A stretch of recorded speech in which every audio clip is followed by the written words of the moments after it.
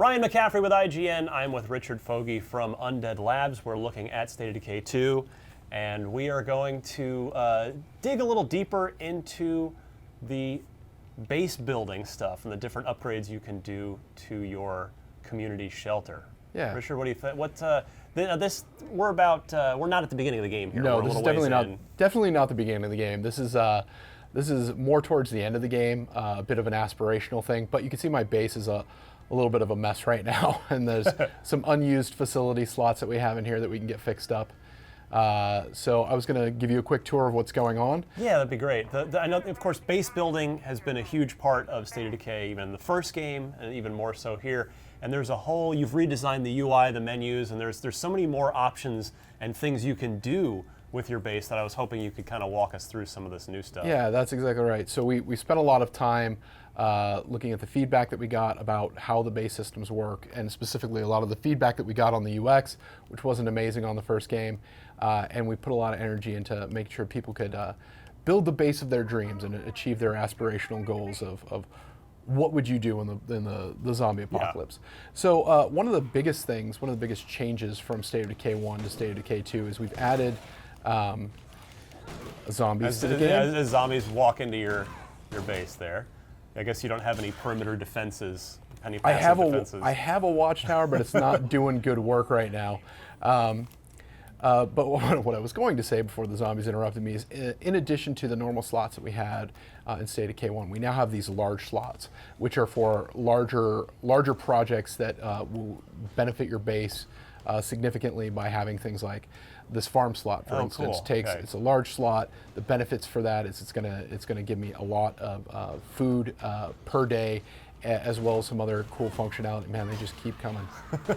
Such is the unpredictable nature of State of Decay, I guess. They're not really cooperating with the fact that we want to do this, put this thing together. They just want to be in the video, too.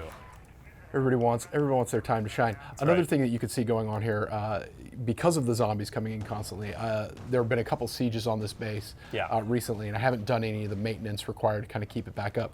So you can see my kitchen slot there is currently wrecked. You need and some needs water? To be repaired. Is that what that indicates? It has water. So there's water coming into the base right now from this water outpost that I have. I also have fuel income from this and a couple of materials outposts that are generating materials for me.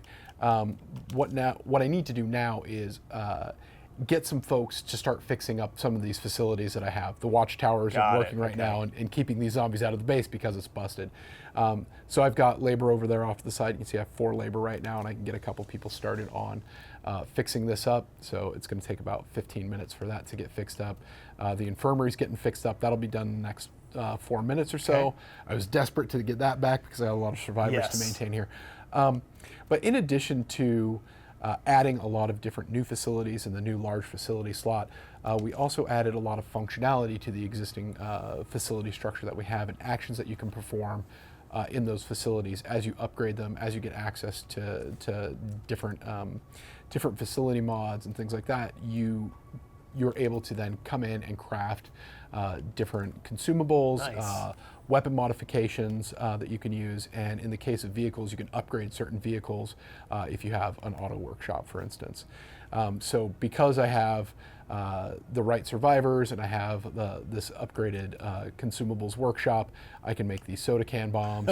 I need power. That's the other symbol up there, and I don't have any power in my base right now. I can get power by either coming over to one of these empty slots, and I can build a generator. Let's do that, maybe. I can get that going. I do not have enough materials now to I'm not just short by one. Or materials. But if I were to have those things, I could start building this generator. It would take about 16 minutes for us to do that, and then I would have power at this facility here, which would then enable me to build any of these things that have requirements that also need power. And just like the first game, the time it takes to construct these things, those are real world minutes, right? Not in-game minutes?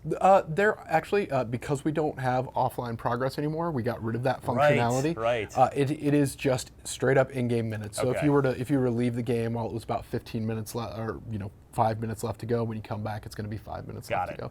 And we made a lot of adjustment and balance and tuning based on the fact that it's not going to be real world anymore. Some of those old facilities took hours to build. And yeah, so lots of different vehicle consumables that you can build, toolkits to maintain your vehicles. And we were talking about sort of, we have storage, you need to maintain your storage. This one has functionality that allows me to store, in addition to storing a lot of stuff, I can sort ammo, some of my resources that I have in my community, I can turn them into other forms of currency that I need. For instance, I can load up this gas can. After I upgrade this facility, I'd be able to turn some of the materials I have into parts that I need, again, for crafting other items, consumables. Cool. Can we also take a look? We went into a minute ago, but just diving into that build menu of all the different types of structures that are available, and it's so many more than in the first game. Right. We discovered that people were really fascinated by the concept of building an aspirational base, thinking about what it is that they valued in the context of a zombie apocalypse. Which things they thought were important. Do they want to focus on aspects of the base that would give them better defenses? Do they want to focus on being prepared? Do they want to focus on compensating for the lack of food in the environment and trying to build farms and gardens and things like that? So we really wanted to give a variety of different options for solving these different problems. This hydroponics, it's like, oh, you can get +3 food a day, but it has a lot of different requirements, both in terms of facilities that you need to have and survivors that need to manage it. So we have facilities for managing morale, we have facilities for training your survivors so that they get better at different aspects of the game, getting better at shooting, getting better at combat, improvements to their health and stamina. Isn't there an Xbox in here somewhere? Can we put a video game console? If I were to build, if I were to build this lounge, I could show you the mod. Yeah, if I were to build that lounge, there it is. Yeah, install it, and it's the original Xbox. The original Xbox, the only thing that survived the apocalypse. Love it. But I can install. We were talking about this earlier. I can install this bike generator. So I'm going to install this bike generator, and that's going to take a few minutes to do. Once that's done, I'll be able to put some labor into that, and somebody's in there pedaling away on the bike, and that's providing power to the base for a limited amount of time. Because it's like a human hamster wheel. Basically, exactly. It's after the zombie apocalypse. You got to do what you got to do. You got to do what you got to do. All right. Well, that is an excellent look at some of the new and deeper base building mechanics in State of Decay 2. We are covering State of Decay 2 all month long here as part of IGN First, so look for much more on State of Decay 2 right here on IGN.